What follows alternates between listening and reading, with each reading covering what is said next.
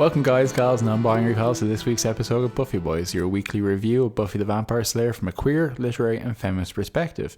My name is Joel, one of your hosts, and with me as always is your other resplendent host. Brian, hi, how's it going? Good. I got good energy today. Do you have good energy? Are you pumped? No. Are you jazzed? No. Are you vibing? No.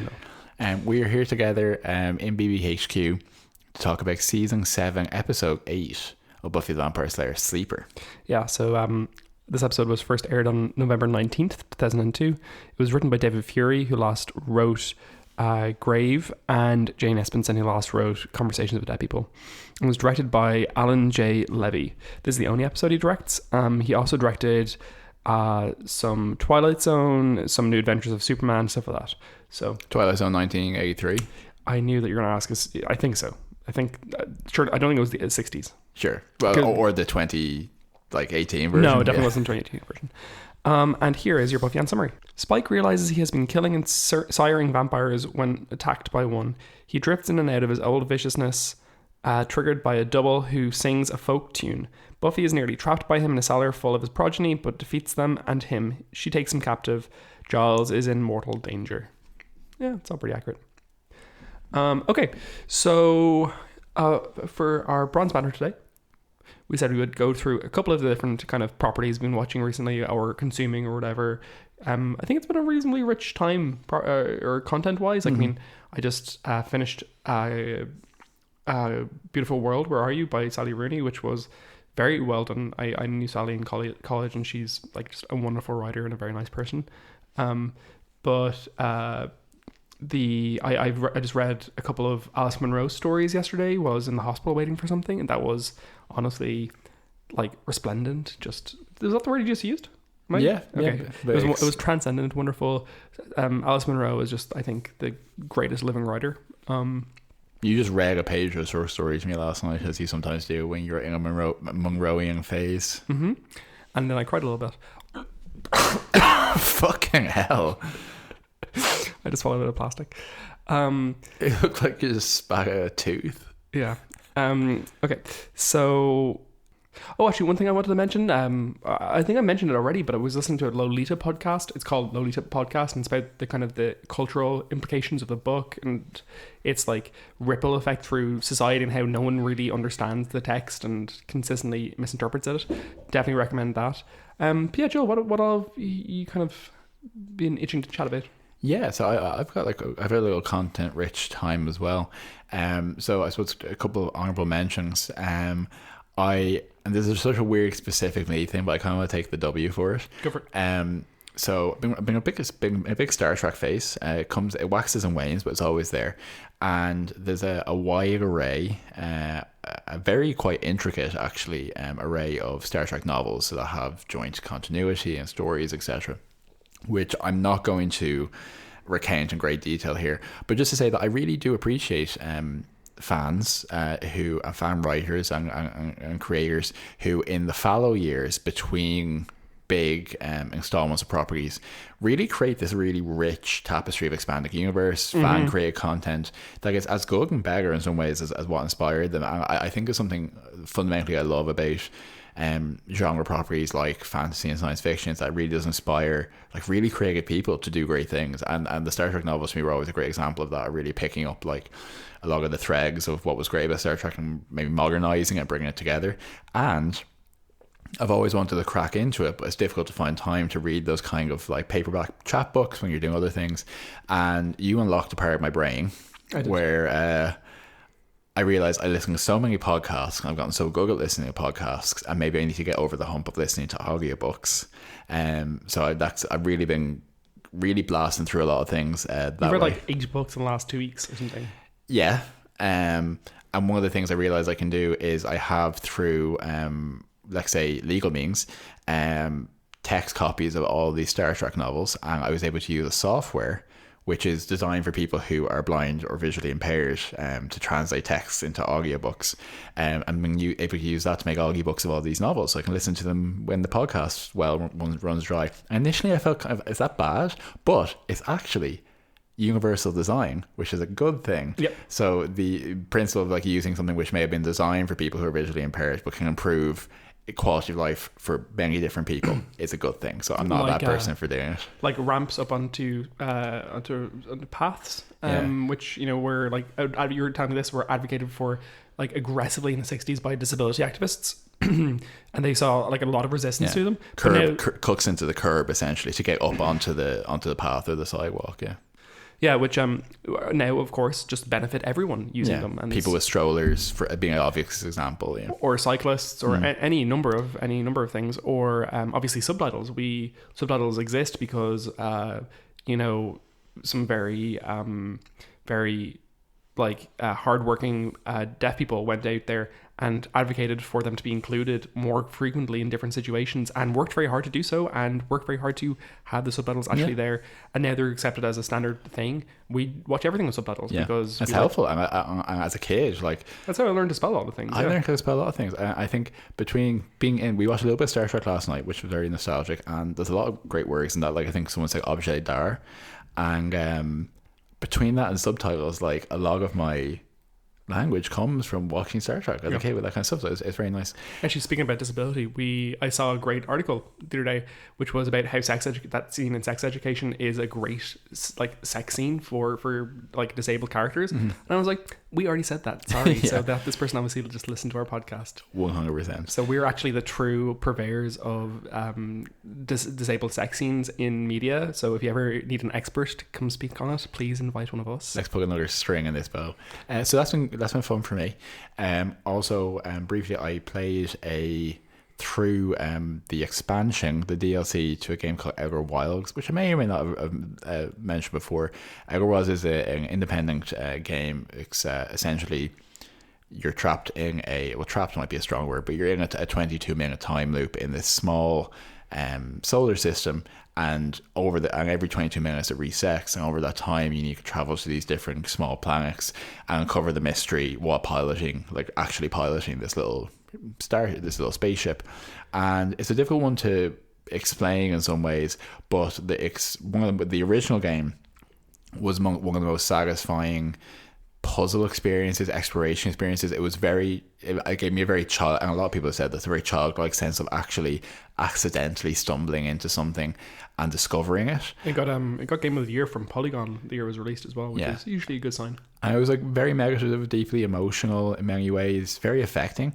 And they're like, that's done, game's done. And kind of surprisingly, they said we're actually releasing a DLC for a single DLC, which is, you have to find it in the game to get inside of it. Very Dark Soulsy. Yeah, but when you're there, it's arguably almost as long as the main game, and as so that's what I've been playing through, and it's a completely different style, and it's kind of in this horror-y, it's kind of a horror, kind of a dark woods kind of situation, but you're also within this ring world, this mega structure that's been abandoned, and it just really brought me back into it. And again, I had a lot of great discovery moments, and a lot of the things that I really love about that kind of science fiction, which there's no violence in it or anything like that. It's just like philosophical, really. Yeah.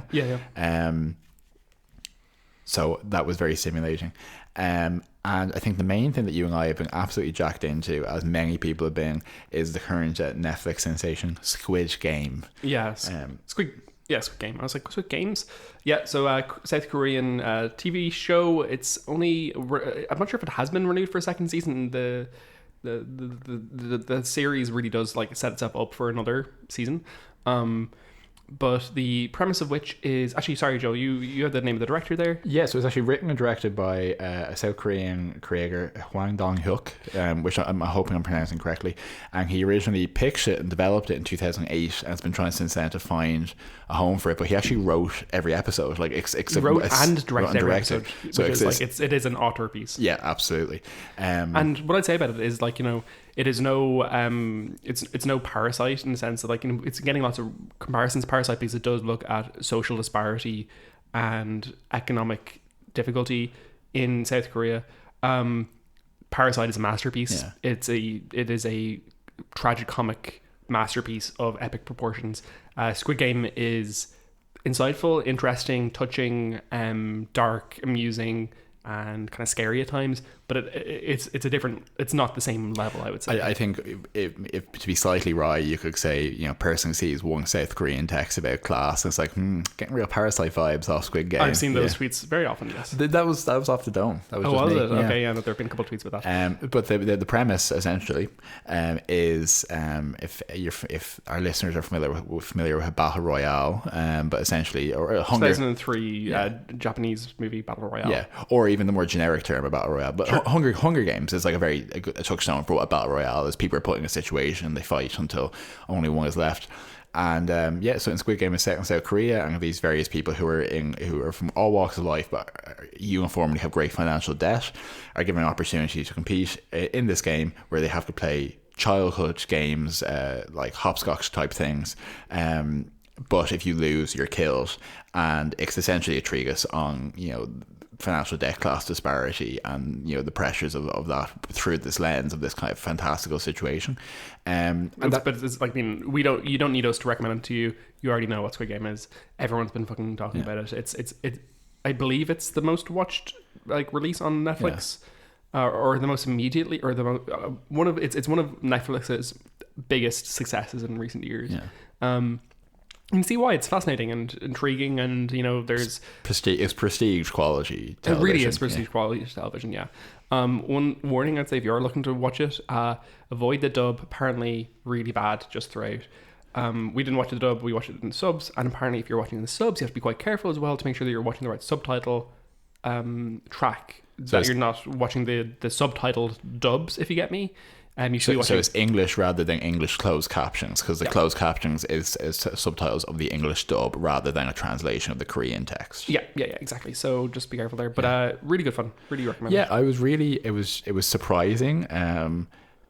It's like any premise you might have heard it done badly, but when it's done well, it's definitive. It digs really carried by some great performances. Some really fabulous performances. And what I would say is, if it doesn't seem like, put it this way, if it doesn't seem like it might be your usual fare, I actually think it's quite accessible. Yes. For if there's any element of that which isn't the kind of thing you usually watch, I think it's a good on road for that. But also, you would probably expect something like this to be potentially quite violent or gruesome or scary, and there are elements of that, but not nearly as much as you would think. I actually think it's quite tasteful. Like if you've ever made it through half a season of Game of Thrones, you can easily watch this, I think. Yeah. Oh yeah, very easily. So it was good fun. It was good fun. So we've very briefly, we've always been like a lot of other people, we've been watching tons and tons of Seinfeld, because that's our most milquetoast recommendation. Yeah, that's recently come to Netflix, and neither of us have ever watched any Seinfeld before. I think you said you'd watch a couple of episodes. I don't think I ever sat through a full episode of Seinfeld in my life. I'm finding it pretty great. Yeah. Surprising no one of the best TV shows of all time is pretty good. Socially, pretty good so far, in the sense that there hasn't been any transphobia in it to this point. There have been queer stuff talked about, not disparagingly. Yeah, the nadir for this that we always compare it to is Friends. Yeah, it really puts Friends to shame. Yeah, and we're about 3 seasons in now. By this point, there were definitely things which just have aged poorly because they were terrible at the time, but definitely homophobic jokes and all that. But there's been homo situations. There's been gay content that's come up in Seinfeld so far, and I think we've been like, yeah, that's fine, that's funny, that's good. What do you feel like badly in Seinfeld so far? No, I'm not saying there is anything. Oh, sorry. Yet. Okay, sorry, yeah. I'm saying Friends, there hasn't. Now that we obviously can't say. In Friends, by 3 seasons in, they're absolutely happening. Yeah. Now, this is not the most, it's not called Light Your World on Fire to say we recommend Seinfeld, but it's been a good time, and we were looking for something, I think, to plug that very consumable 20-minute. It's always nice to have it's always nice to have a sitcom in the back pocket to stick on in different situations. We also started watching the long-awaited season 2 of Babysitters Club last night. We only watched one episode. It's a fucking pleasure. Alicia Silverstone is just radiant and wonderful, and it's a great TV show. Like, if you're not watching it, why aren't you watching it? Yeah, it's good, and it harkens back to a more positive time, I think, in television. Yeah. I'm so glad we mentioned Babysitters Club, because I was like, how am I going to jump off from Seinfeld? But in terms of Babysitters Club and Buffy, speaking about powerful young women coming together to solve the problems of the community, in this episode of Buffy, we have a focus on a very much, I think, as you described, a focus on this plot of what is happening with Spike. Yeah. And we have the intimation from conversations with dead people that he has been going back to his old vampiric ways and siring people.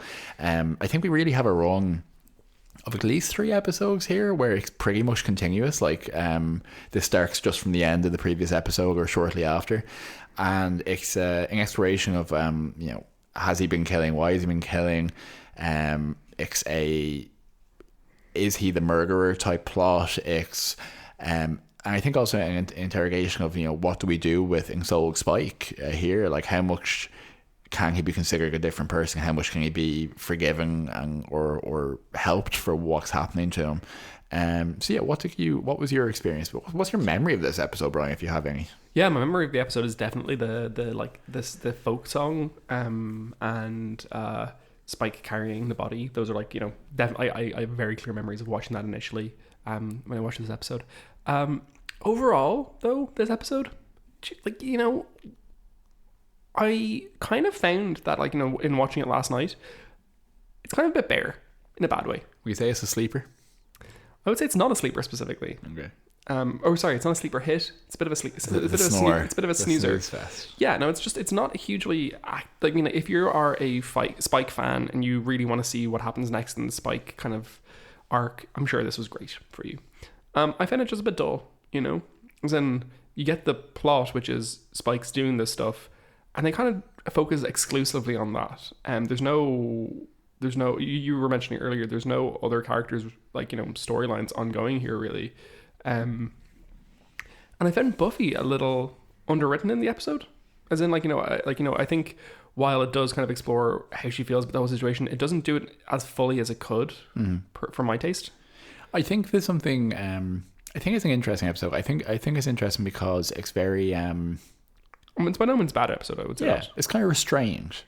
It doesn't and I think that a lot of Buffy recently has been very emotionally draining or emotionally intense. So I understand that having an episode which is more kind of we don't really how we feel about this yet. Yeah. But yeah, I think Buffy's engagement with the whole Spike stuff is very ponderous, and she really is trying to consider and explore, and even Xander or Anya's reaction isn't nearly as explosively demonstrative as it usually would be. Yeah. I do think that what I enjoyed about the episode was it was kind of an interesting mystery and kind of a question of what is happening, and at this point as a viewer coming fresh, we know that something is going to devour us from below. Yes. But we don't understand what's happening and what powers it has. And I think the conversation about whether is it, when Spike goes to stalk his next victim and we think it's Buffy who's caught up to him, but it's actually the first egging him on, and that kind of uncertainty is intriguing. And I think trying to communicate that the first is something different, even as Willow's trying to say, look, it seems to know us, this is different, it seems to know us very personally, it's able to affect us in this way. The ambiguity with Dawn, where Dawn's well, maybe the first, or maybe the evil was the monster keeping Joyce at bay, and Joyce was real, so I think it effectively, as an episode, conveys that our heroes are going to be wrong-footed. Yeah. They're going to be destabilized. Yeah, no, it's a very ominous episode for the rest of the season, in the sense that it does feel oh fuck, there's real shitty crap stuff coming up, That's an industry term. As soon as I said it, I was like, oh god. Okay. I suppose we should probably talk about this in the sense that it's, I think, one of the last notes in the Spike arc for this show specifically. Obviously Spike's arc continues afresh, I would say, in Angel, as in I think it's a new breath of life into his character. If anything, Angel, I was actually thinking about this last night, thinking about how demure his character is at the moment. I think he almost regresses, and not necessarily in a bad way, but Spiking Angel is back to jokey, fighty, fun-lovey, simple character you can kind of Spike, essentially. Yeah. It kind of reminds me of that period in the noughties where Wolverine was in 4 comic books a month. Because basically everyone fucking loved Wolverine. Everyone does love Wolverine, but he would appear in, I don't like him a huge amount, but he would appear in literally every, there were 3 or 4 ongoing X-Men comic books releasing each month in the noughties, and he appeared in, and like they would kind of be based on different teams. So like, you know, you have your different like X-Men teams, and they're kind of like together and they're doing different things. But he would be one of the people in every team, because they were like, listen, we won't sell any comic books if we don't have Spike, or if we don't have Wolverine in this team. But what that meant was that he would get written differently. His voice would be different within a month, you know? And that kind of reminds me, that's kind of what it feels like when he goes into Angel. It's like, it's just different writers. Yeah. You know, they're just not they're not worried about continuing on the Buffy tone for Spike. They're like, let's make him have some fun. Yeah, there's something so, like, I think weirdly haunting about when writers do take over a character so fully, because it's like they're possessed, you know? It is, like we're meant to believe the fiction that these are contiguous characters, you know? Or a continuation of the same person, but like really it's just they didn't inhabit, like you can see someone else staring out from behind their fictional eyes. Yeah, that's how I think about it anyway. Yeah.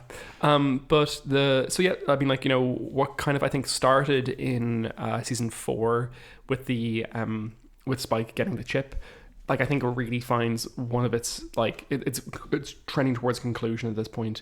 You have Spike having gone from being a vicious killer to being a neutered dog, essentially, and then to him experiencing genuine remorse and grappling with human emotions in seasons 5 and 6, to like, you know, winning back his soul for unexplained reasons to this point, which I think it's like, thankfully, as I was saying at the end of season 6, that was the end of the messy Spike storyline, as in all this stuff that's happening at the moment, it fits in perfectly with, like, as in it's all perfectly easily explained. It's actually quite a relief that the Spike stuff in season 7 is linear and explainable and grand, in the sense that, like, he's being conditioned to kill by the First at this point. He breaks out of that. He regrets killing people. He has a soul. There's not a huge amount of they don't mess up the water in the season, thankfully. But you know, in the comic books he gets a spaceship.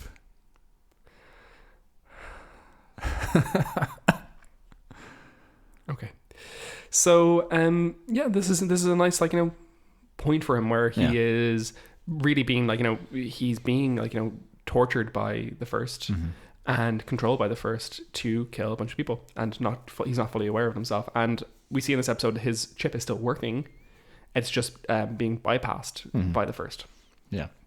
I think it's interesting. I think what I really appreciated about this episode and about this kind of thing is, like, we're hearing late stage Buffy, and still we're getting good juice out of, he is a vampire who is siring other vampires, and those vampires are still threatening.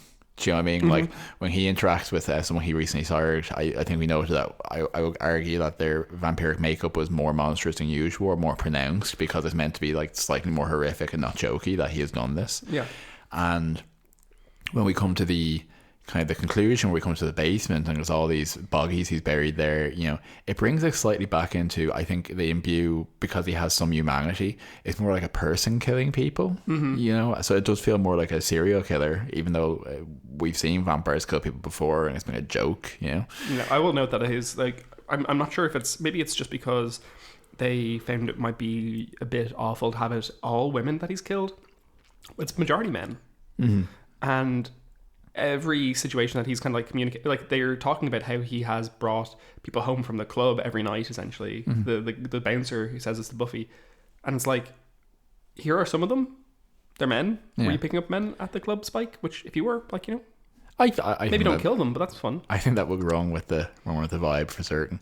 And yeah, like when all the newly blooded vampires come out of the ground at the end, and Buffy has to fight 7 of them, like, that's threatening. Like, 7 vampires, even for Buffy, is, like, still intimidating. It's a large amount of vampires. Yeah, so I thought it was 8 for some reason.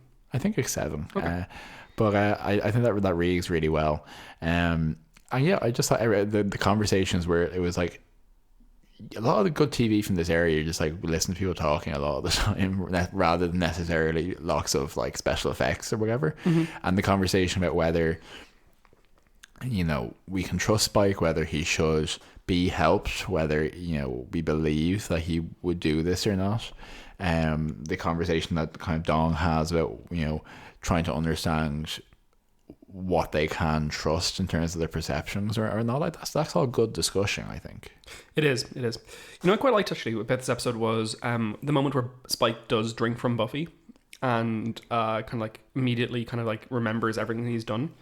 And for me, I thought that was a very specific echo of what happened in the episode Him, where Buffy, upon learning that Dawn's in danger, breaks out of her kind of like her spell to kind of like say, no, this is like you can't convince me away from this. And in this moment, like Spike's genuine self communicates like no, I love Buffy, and you know this is what I'm here for, and like, you know, kind of like having that kind of like moment of pain reverberate through his psyche essentially does break me out of that in a similar way, you know, that it's like no, I won't go that far, you know. I'll kill all these other people but not Buffy. But it's a good moment. One thing I'll say is, like, James Marshers does a great job in this episode. Yeah, I think he's very strong in conveying a broken man, a different, someone who is very happy to like leave if you want him to leave, you know. I kind of understands that his presence is conditional. I also like how he plays Spike when Spike is supposed to be like not himself but also normal, as in like, you know, normal Spike was never really the way he plays normal Spike when Spike is supposed to be, you know, people are watching him and they're like, what are you doing? It's a very different character to how he actually is when he's interacting with people, because he's so abrasive and loud and like chaotic. And when Xander is like or when Buffy's like watching him, or Xander's like, or Anya's interacting with him, he's real like, oh, you know, whatever, I'm a timid little baby, just going to the shops, vampire kind of thing. Yeah, and it's so bizarre that he plays like that other version of the Spike character. I thought it was a really interesting exchange from him where he was, you know, he called out the fact that like becoming a vampire was something that was, or getting the chip, was something that was done to him, but getting a soul was something he chose to do. Yeah, and that's a very important distinction. Yeah, that's great. What do you feel that the episode did say about Buffy's arc, that she does believe him and she fights for him essentially in this episode? Yeah, I think that there is an out with the fact that he is, mystically speaking, a different person to what he was before he left Sunnydale. I think maybe that's okay.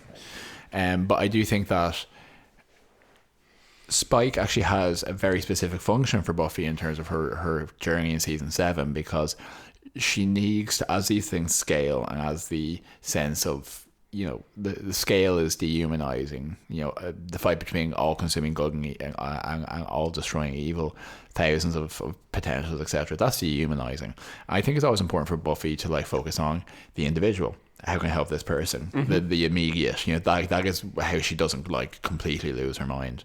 So I understand. I think it's very consistent with her character to be like, well, no, I'm not going to just abandon this person if they can still be helped. You know, she that's the vocation for her. That's the personal integrity she brings to it. And I think she's just incredibly perceptive. I think we see that with this kind of thing. I think she is able to tell that this is not making sense what's happening, and also that strategically, not only is it not making sense for him individually, there's something to be learned here about the threat, about the first. Yes. You know. And yeah, I think she's just like made for this job, and I think it comes through in how she helps Spike, you know. And then from that is like, oh, what can we now find out about how to protect everyone through the lens of the individual? It's a very well put, Joel. Thank you. Okay. Yeah, as I was saying, I kind of feel like it's quite a light episode. One interesting thing to note, though, is Mark Field writes at length about how this episode reflects a couple of different things. One is the kind of addict storyline for Spike, addiction being a consistent trope, really, of Buffy in lots of ways. But in this episode, you can kind of see Spike relapsing to some degree, but also being kind of under the kind of like the influence of like an unintended relapse, and that's kind of interesting. I find more interesting maybe what Whitney writes about how this episode kind of relates to psychological conditioning. We talked quite a bit about conditioning in season 4 with the Institute. I The initiative. The initiative. And how they essentially, in a very Clockwork Orange kind of way, attempts to change Spike's behavior through aggressive means rather than through, genuine change, and you see the kind of the final outcomes here where he has, where he's very clearly being conditioned again, and he was open to that because of the initiative's interference. And he draws a lot of comparisons between this kind of trope and A Clockwork Orange, which famously has, of course, two different versions. Anthony Burgess wrote, he basically released Clockwork Orange with 20 chapters in the US, I think. Maybe it was 21 chapters in the US. Basically, one of the versions has a 21st chapter, which is basically the main character who has been a hyper-violent teenager who's put into a system that will make him less violent through conditioning, and leaves and is essentially neutered, but after some time returns to violence. The last chapter, the 21st chapter, is him letting go of the violence and settling down, essentially, which is an interesting note. But Mark Fields knows that the season 4 seems to be based on the first 20 chapters, and this the 21st chapter seems to be kind of like this point forward in Buffy for Spike's journey. I can see that. Other interesting notes there, in terms of conditioning, obviously we have Amy Mann in this episode, and we'll talk about her in a little bit. But she is playing a song called Pavlov's Bell, which, very classic conditioning. Is that a pre-existing song? Yes. That's just one of her songs, is it? Yeah. Okay, great. As far as I know, I'm not a huge Amy Mann fan. I'm an Amy fan with two N's. But yeah, it's an interesting one, certainly.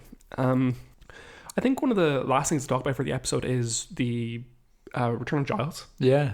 Which is an interesting plot. Yeah, so we're topped and tailed with scenes of in England, and bizarrely location shots of England. Because it's just it's clearly low res English street shots. Yeah. And so it's setting up the escalation of the potentials arc, where we see one of Giles's colleagues, presumably another Watcher called Robson, being killed by one of the first bringers.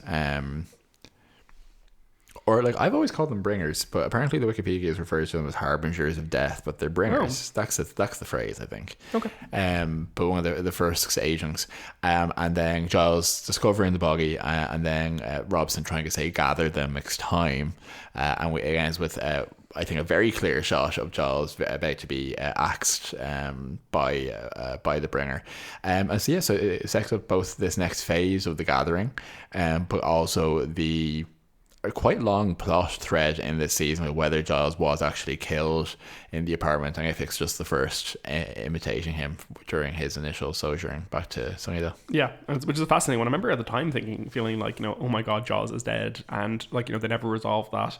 And obviously this is the first play, communicating through him, and this was what I this was my little mini fan theory in my 12-year-old brain in 2002. While watching it originally, it was oh my god, Giles is fucking dead. And it really works. I think it's a lovely little storyline, and it also sets up. I think it's really ramping up the storyline for the season. I'm trying to think, is there any other any more bit episodes for the rest of the season? I think the only one I can think of is the Amy Warren episode. Do you remember the Amy Warren episode? Is this a real thing? Yeah. Okay, sorry, go ahead. So yeah, do you mean Amy? Yeah, the witch. Okay, sorry. Tell me about this. Yeah, I think this is the. I think the Amy Warren episode is the only one for the rest of the season that is a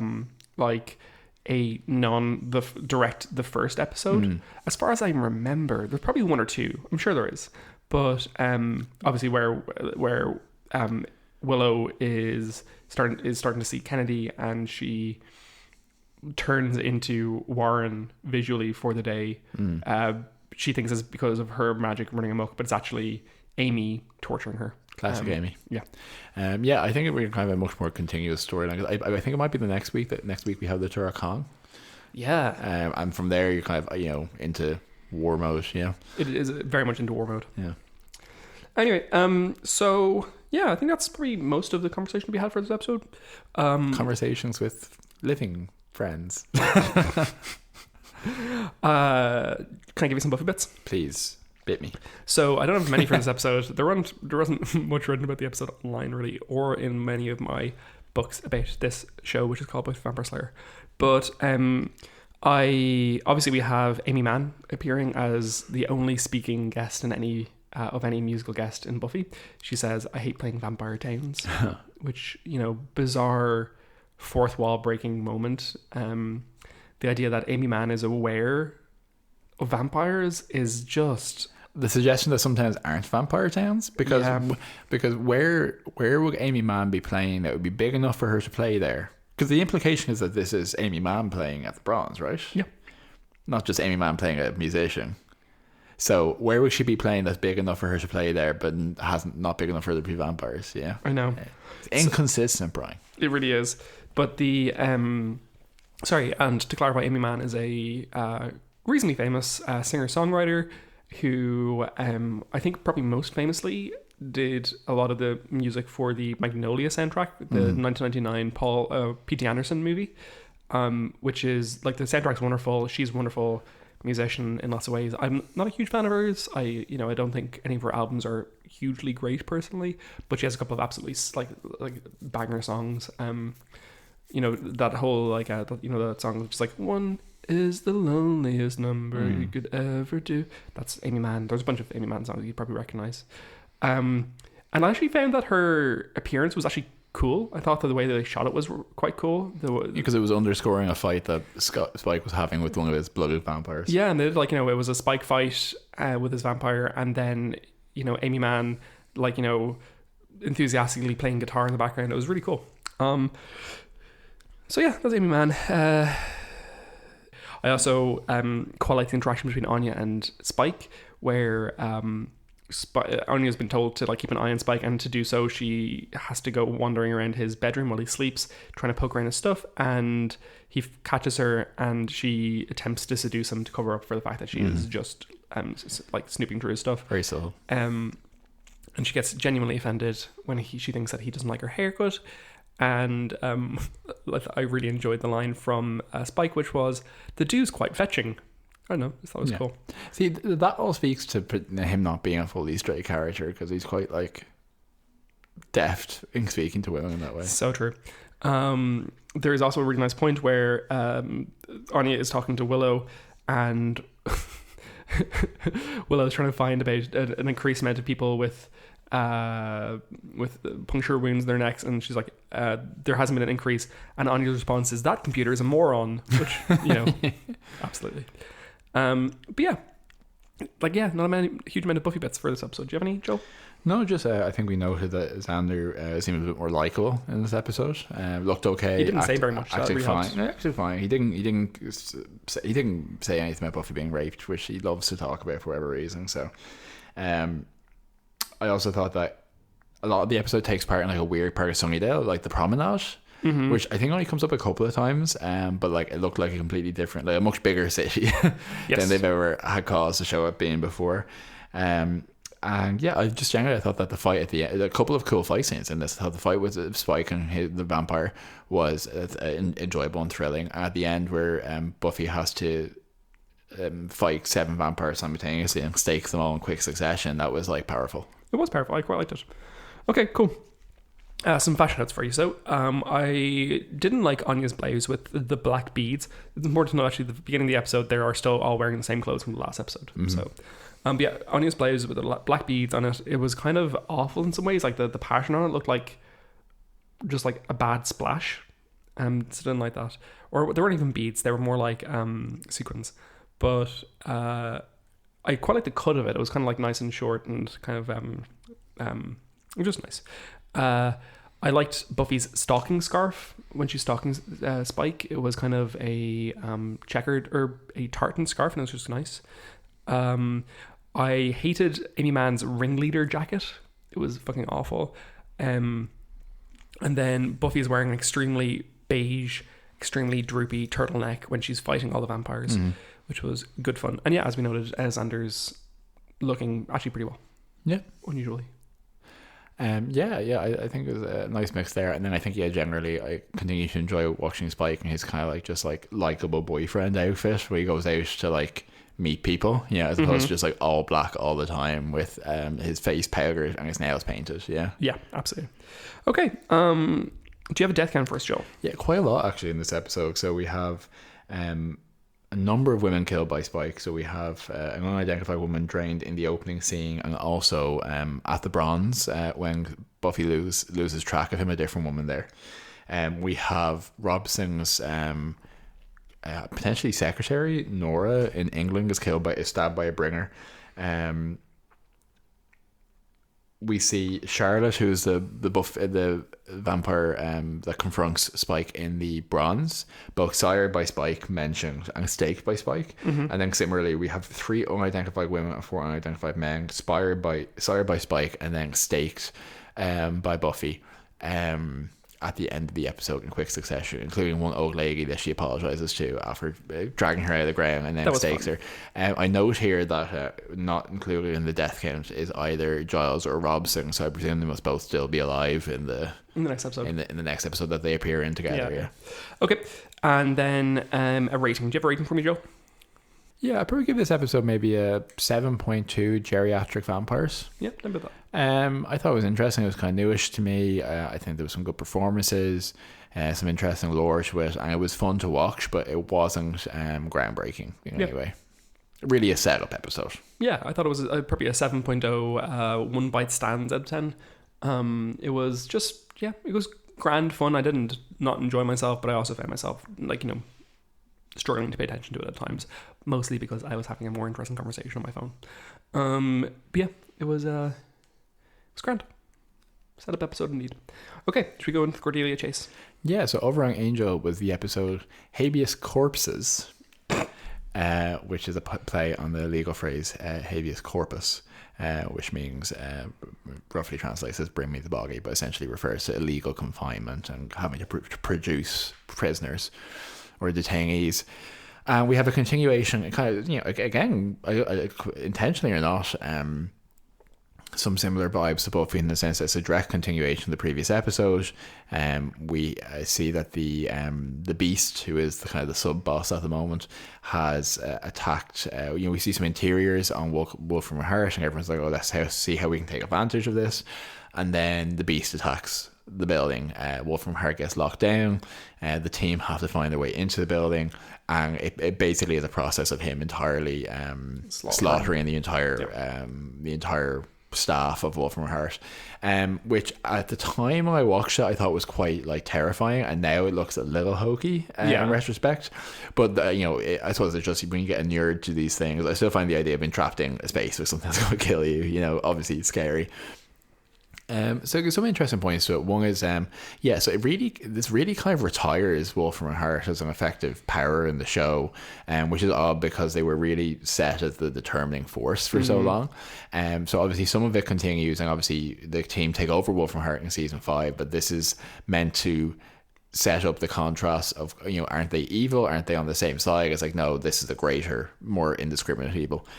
So killed in that episode are Gavin Parks, who's played by Daniel Day Kim. Which I always found his character quite a damp squib in the sense that he had a lot of promise. He's quite threatening in lots of ways and quite intriguing and a good actor. And the character just never really took off. Yeah, 100%. Great actor though. Yeah. And we see, I think Lila gives a really good performance in terms of trying to be strong and defend herself and all that. She has an interesting interaction earlier on in the episode where she's still kind of desperately kind of encouraging Wesley to stay with her. He's like, don't embarrass yourself. And that power dynamic, while kind of hokey or trite in some ways, is I think they do their best to act it, and it's an interesting reversal. And essentially through the episode, a lot from her viewpoint. I think that the actress, I want to say Stephanie Morgan, who plays Lila. I've never noted that, I'm sorry. I think does a pretty, it might be that her character's name is Morgan, maybe the actor who plays Lila. I think does a pretty good job, which is with what is not always challenging material. I think she is the defining face of Wolfram Hart on the show. Yeah. So the beast slaughters everyone, and then in kind of a very early noughties thing, they're all revived as zombies. Inexplicably. Huh? Inexplicably. There's Inexplicably. So it's meant to be that the Wolfenherk's defense system is that they revived them to defend the building. But like even the Wikipedia says they revived for some reason to present comedic opportunities and things to kill. There was also a moment where Wesley's like, oh, I have a person on the inside, let me know what was happening here. And it's like, do you? Who? What is this? Yeah. We also have an unfortunate racial joke from Lila at one point about Gung, which is not particularly tasteful. It was really bad. Yeah. And the summation being that they try to reach the White Room, which is the source of evil in Wolf from Hearth that we've been through before, to talk to the conduit there, who is the link to the senior partners. And it's the little girl. Little girl, yeah. The last season. And occasionally a panther. And it's we see that the beast actually killed the conduit and taken its power and is stalking advancing on our heroes when the conduit whisks them away to fight evil, I suppose, another day. And then somewhere in there, Angel realizes that Cordelia's sleeping with Connor, and he's like, take your boyfriend, get out of my house, etc. It's like the relationships in this, I've gotten all so confused, and even from a fantasy context, it's like, this doesn't resemble how humans interact at all. Yeah. There's also a moment where Cordelia is like, fuck, or like she's like, oh no. I don't think she says fuck. Yeah, but she has like a moment of sincere regret. Yes. After Angel discovers this, and it's like. So this is a great point, because the reactions we are shown of her when people aren't watching in reaction to people, or from her point of view, they don't track with a character who is fully possessed by Jasmine. Yeah. So unless, as we get further in, there's some hang wave where it's like, oh, it's mostly Cordelia, but she's being influenced in a similar way to Spike is being currently, and sometimes Jasmine comes fully to the fore, etc. But I just think it's maybe messy writing. And Conger is like, again, we're ragging on Conger, but like in so many scenes, for such a significant character narratively, he's just there a lot of the time. So yeah, it was a weird, hokey Resident Evil style episode. I found it quite good fun. It was fun, absolutely. So I'd say maybe for the fun factor, I'd give it maybe 6 failed feminist gestures. I was going to go for 7 failed feminist gestures. I think 6. I think 6 for me, because I think ultimately it's like, it kind of brings the tone down a little bit, I think. Fair. But there was some interesting concepts in there. Great. Okay, well, let's wrap up. So yeah, absolutely. So folks, thanks for joining us. We hope you enjoyed this episode. If you did, please let us know. Tell your friends, tell the boggies in your basement, and we will see you next time right here on Buffy Boys. Yeah, hope we will give you a very dogged episode of Buffy Boys next week. Ruff. Okay, talk to you later. Bye.